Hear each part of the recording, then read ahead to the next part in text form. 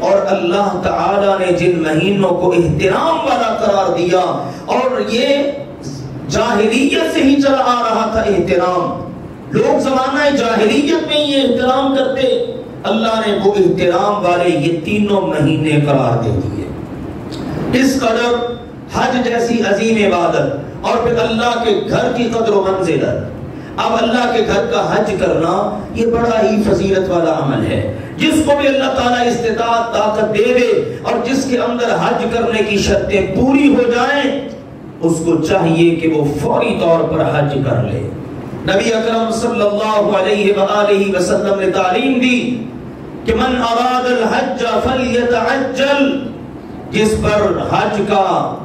فریضہ عائد ہو گیا، اس نے ارادہ کر لیا کہ میں نے حج کرنا ہے، تو فرمایا وہ دیر نہ کرے،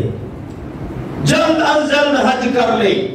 کیونکہ ایسا ہو سکتا ہے قد یمرض المرض، ممکن ہے بیمار ہو جائے بندہ،